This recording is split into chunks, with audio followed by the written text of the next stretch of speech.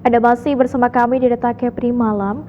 Pemirsa mengusung konsep yang tidak biasa. Kafe yang satu ini memiliki banyak keunikan dan ciri khas yang berbeda dengan kafe pada umumnya. Kafe ini menyediakan menu khas dengan bahan dasar jamur. Selain itu, kafe yang berlokasi di pusat pemerintah Kota Batam ini menjadi kafe satu-satunya di Kota Batam yang melibatkan banyak penyandang disabilitas sebagai karyawan.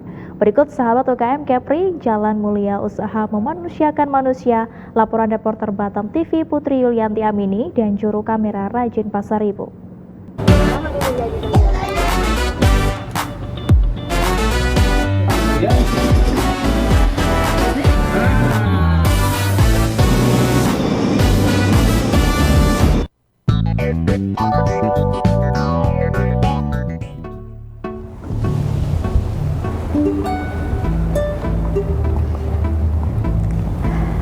Hai Sobat UMKM, saat ini saya sudah berada di Kampung Belian untuk mendatangi salah satu tempat spesial Sahabat UMKM episode kali ini, yaitu Kafebilitas Istana Jamur.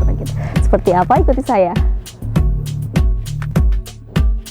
Resto Agro dan Edukasi Center merupakan konsep yang diusung oleh Istana Jamur Kafebilitas yang berlokasi di Kelurahan Belian, Kecamatan Batam Kota. Disematkannya nama Kafebilitas karena kafe ini memperkerjakan beberapa penyandang disabilitas untuk melayani para pelanggannya. Tidak hanya pramusaji, penyandang disabilitas yang bekerja di sini juga memegang peran penting seperti barista.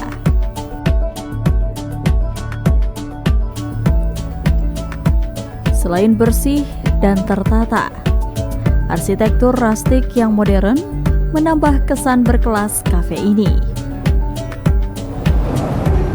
Selamat datang di Istana Jamur, silakan ya Bu. Oke, langsung duduk berarti ya. Ya. Oke.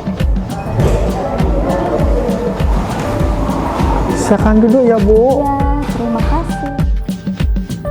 Istana Jamur Kafebilitas diresmikan awal tahun 2024 lalu oleh satu keluarga yang peduli terhadap penyandang disabilitas.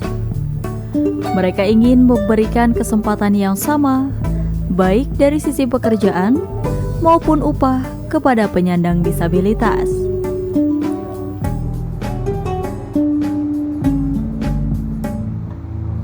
Pemilik ide dan penggagas kafe ini merupakan anak muda yang bernama Muhammad Brilianson Hidayat.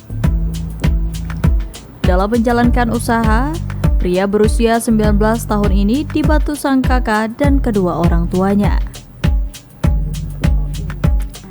Meski bersama-sama penyandang disabilitas dalam menjalankan usaha, keluarga ini tidak ada kendala berarti dalam hal komunikasi.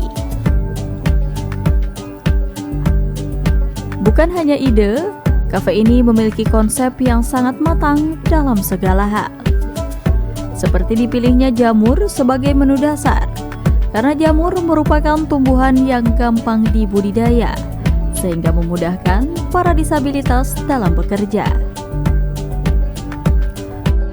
Kan kita emang punya sekolah 4 SLB nih, yang 2 di Batam, ada SLB Putra Kami, terus ada SLB Anak Brilian Batu Aji, terus di Tanjung Pinang kita juga ada SLB Mutiara, dan di Tanjung Balai Karimun kita ada SLB Sehati.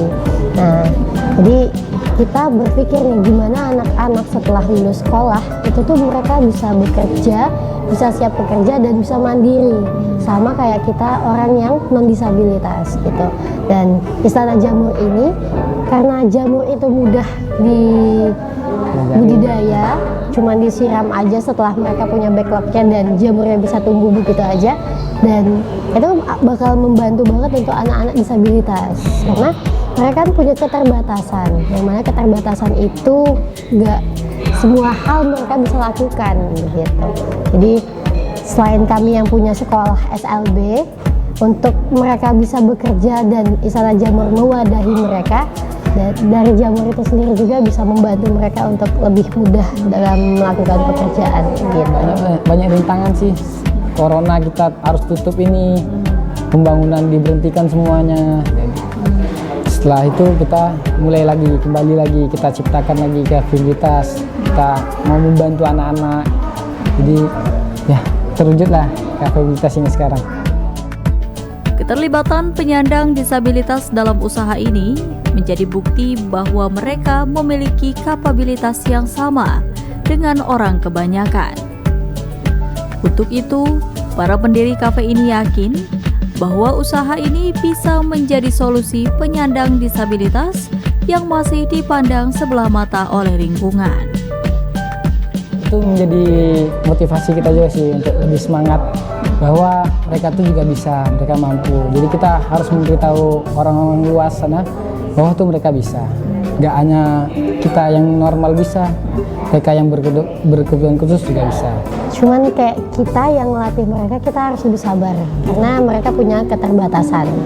Dan untuk merekanya sendiri, mereka juga harus menanamkan mindset bahwa kekurangan yang mereka miliki adalah kelebihan mereka. Jadi mereka harus bisa karena kita semua sebenarnya sama, cuma memiliki keterbatasan masing-masing.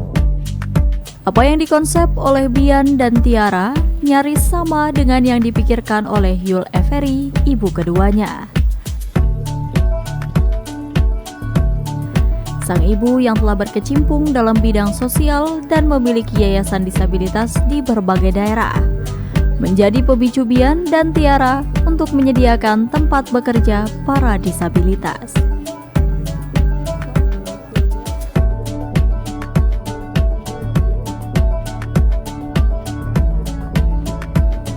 Kerjasama kita bagaimana mama punya sekolah, kami yang menampung anak-anak yang tamat di sekolah mama untuk mereka bisa bekerja.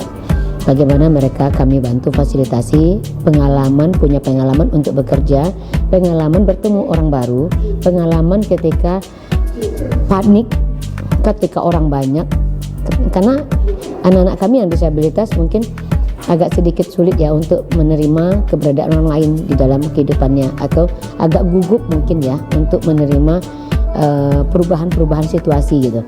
Nah itu mungkin yang brilian sama Tiara kepikiran sebelum mereka terjun keluar, sebelum mereka menjadi orang yang memimpin atau menjadi kemandirian di luar dari tempat kami atau dari sekolah.